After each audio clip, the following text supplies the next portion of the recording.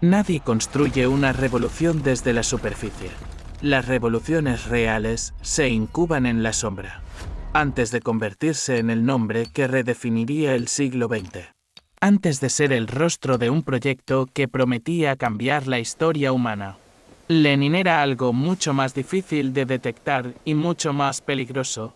Un operador invisible, porque la vida que no te contaron no comienza en 1917, comienza mucho antes, comienza en los márgenes, en los años en los que Lenin no tenía poder, pero ya estaba aprendiendo cómo obtenerlo.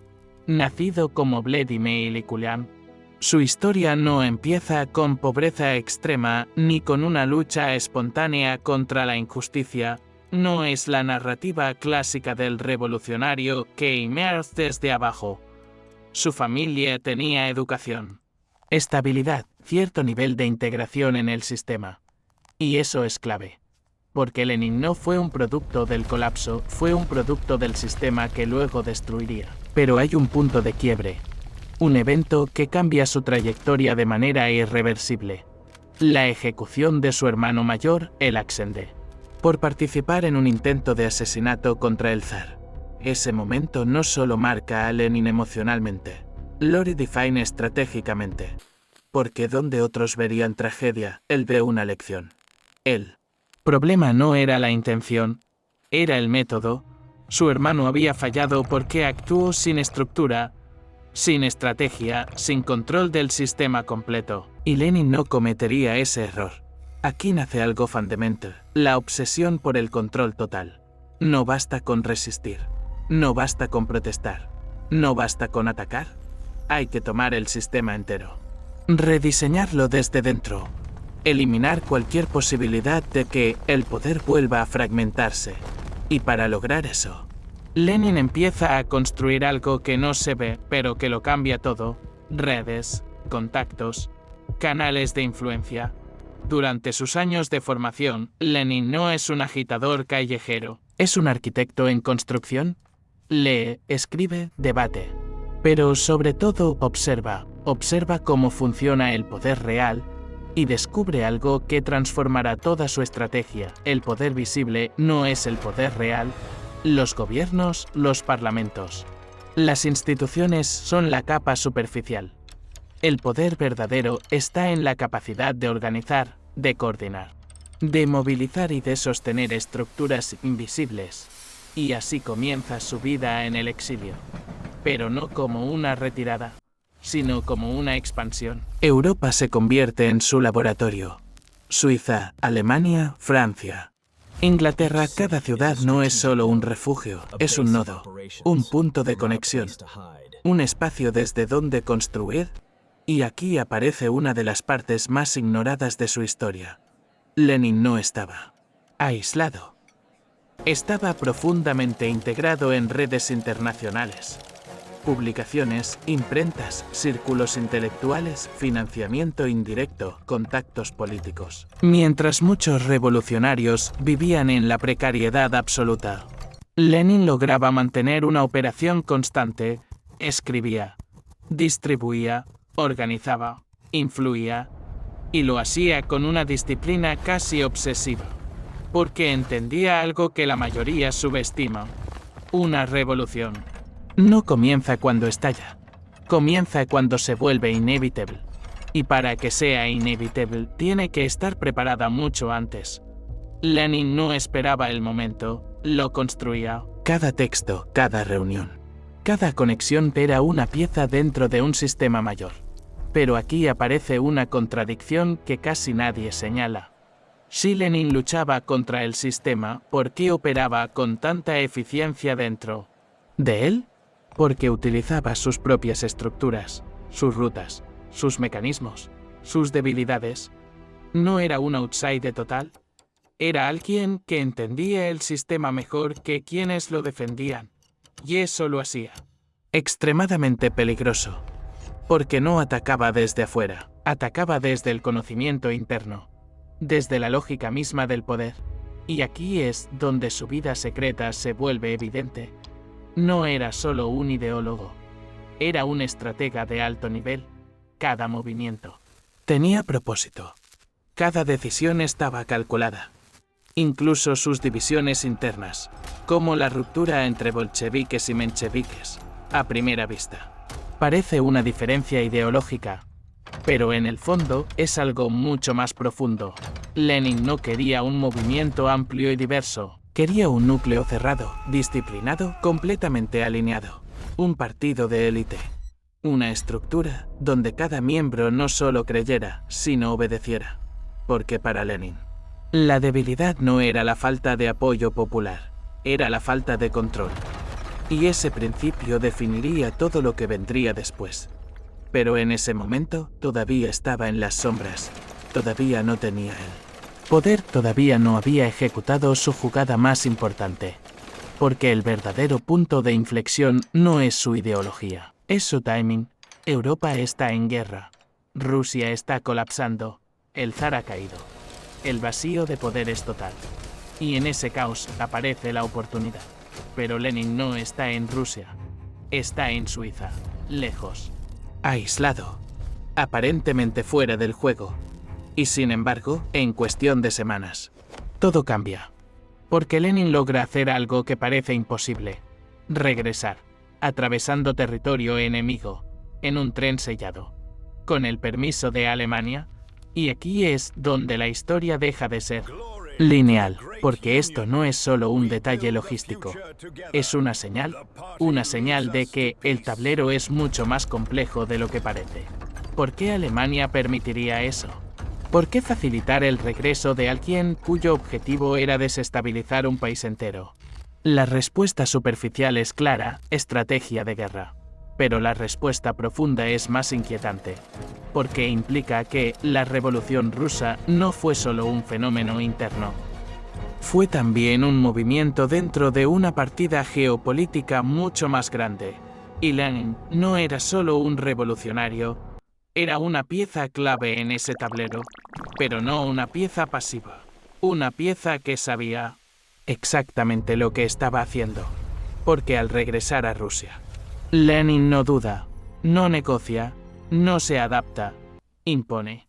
Llega con una propuesta radical, todo el poder a los soviets, fin inmediato de la guerra, destrucción total del orden existente, y lo hace en el momento exacto, cuando el sistema es más débil, cuando la población está más desesperada, cuando nadie más tiene una respuesta clara. Y ahí está la diferencia. Lenin no ofrecía soluciones perfectas, ofrecía certezas. Y en tiempos de caos, la certeza vale más que la verdad.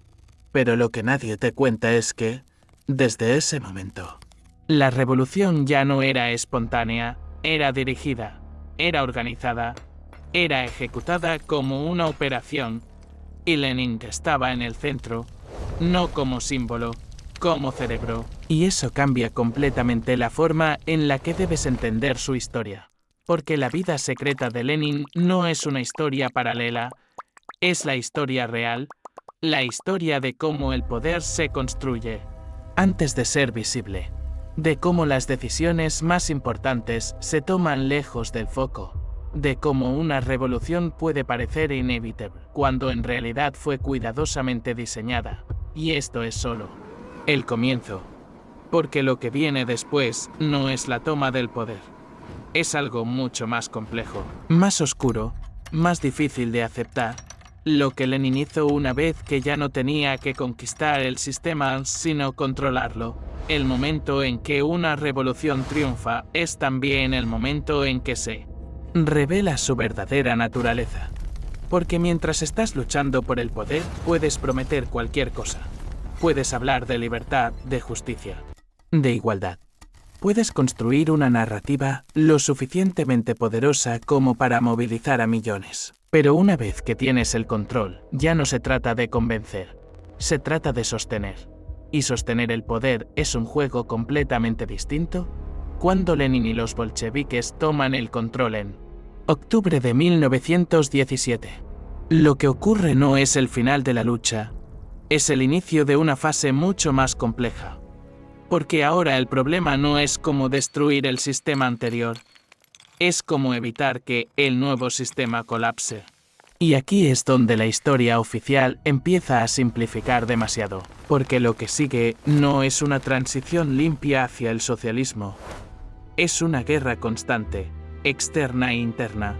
Rusia no se convierte en un estado estable, se convierte en un campo de tensión permanente. La guerra civil estalla casi de inmediato. Ejércitos blancos, fuerzas extranjeras, resistencias internas. El país está fragmentado, desgastado, al borde del colapso total. Y en ese contexto, Lenin toma decisiones que rara vez se analizan con profundidad. Porque aquí es donde se consolida su verdadero modelo de poder. No en la teoría, en la práctica. Uno de los primeros movimientos clave es la creación de un aparato de seguridad que no responde a las reglas tradicionales.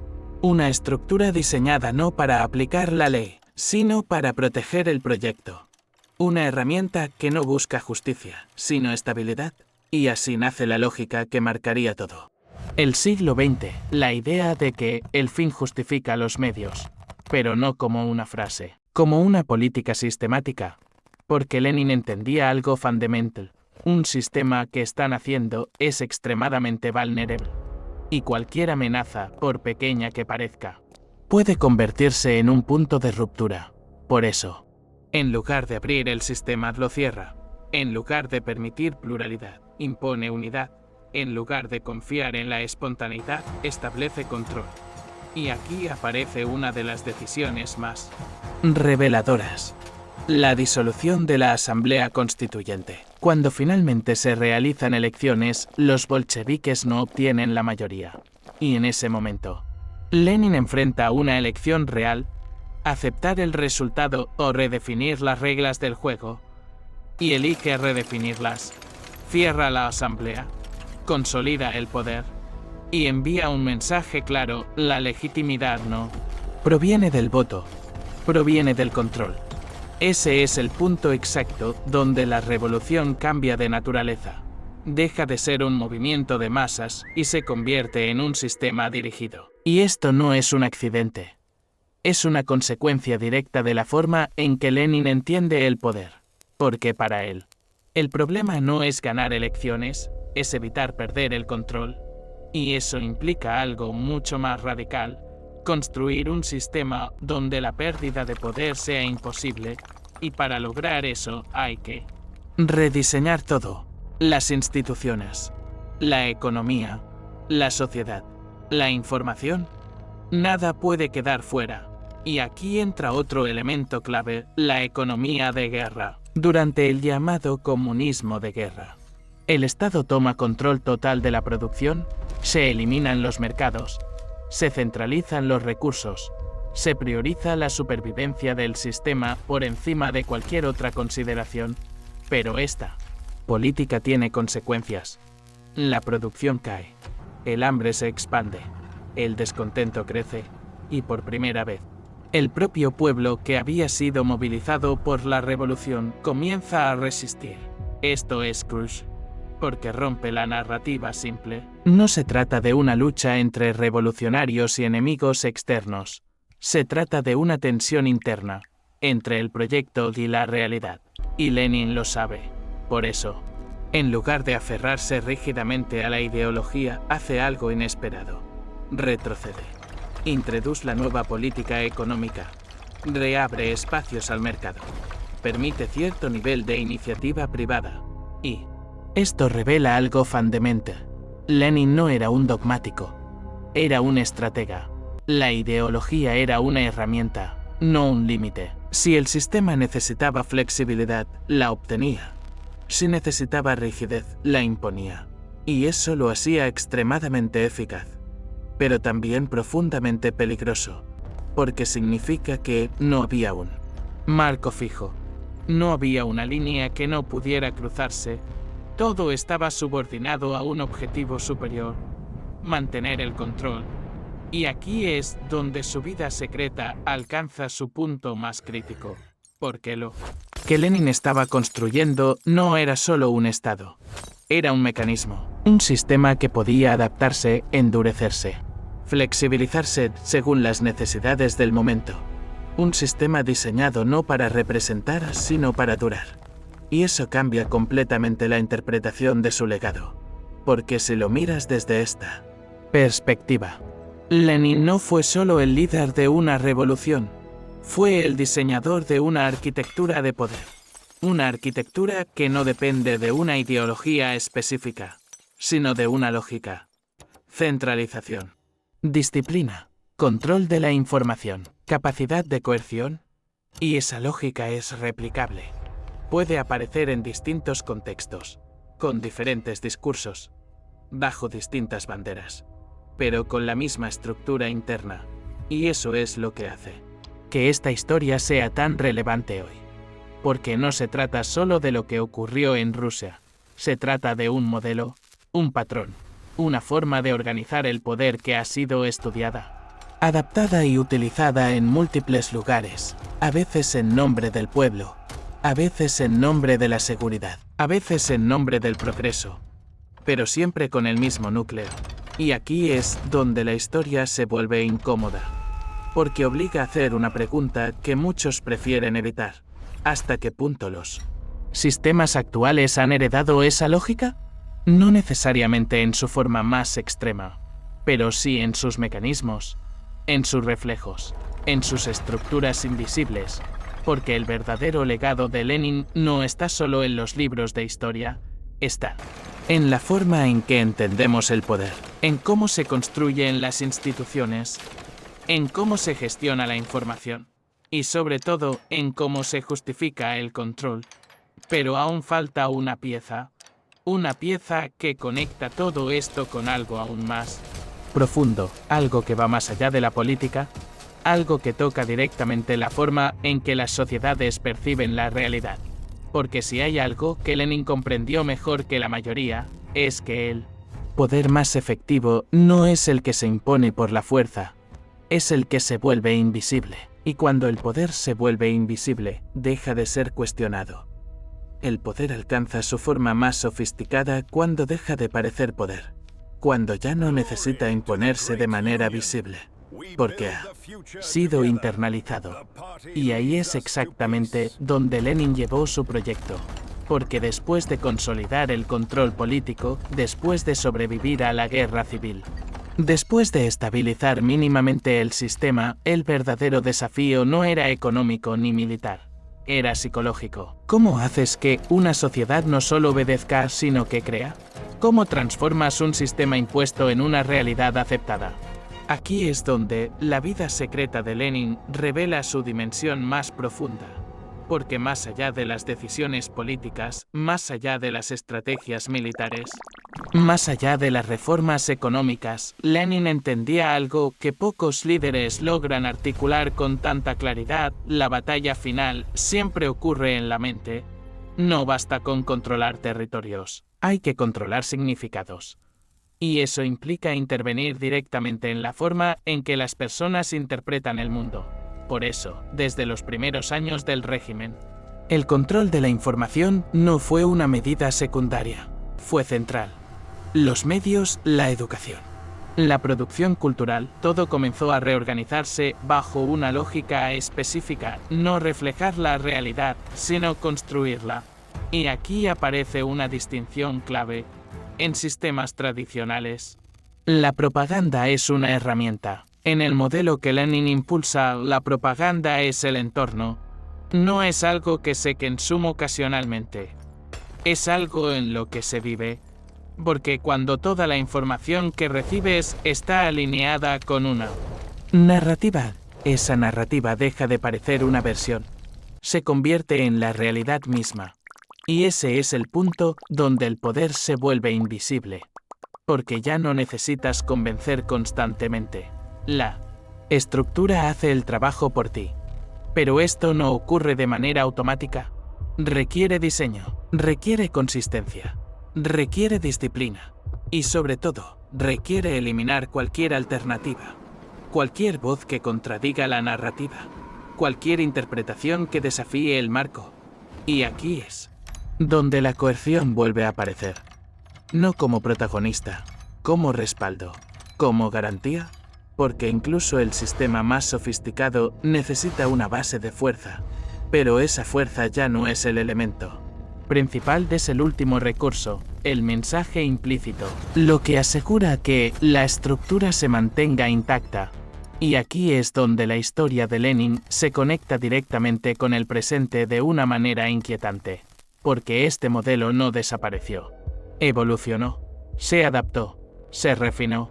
Hoy, el control de la narrativa no siempre se ejerce de forma centralizada. A veces es distribuido, a veces es algorítmico, a veces parece espontáneo, pero la lógica es sorprendentemente similar. Definir el marco, limitar las alternativas, normalizar ciertas ideas, marginalizar otras, y sobre todo, hacer que el proceso parezca natural. Porque cuando algo parece natural, deja de ser cuestionado. Y ese es el verdadero legado de Lenin, no solo un sistema político, sino una forma de entender cómo se construye la realidad social. Pero hay algo aún más profundo, algo que convierte esta historia en algo más que un análisis político, porque en el fondo, lo que Lenin demostró es que la verdad, en términos sociales, no es un absoluto. Es una construcción que depende de quien tiene la capacidad de organizar, comunicar y sostener una narrativa dominante.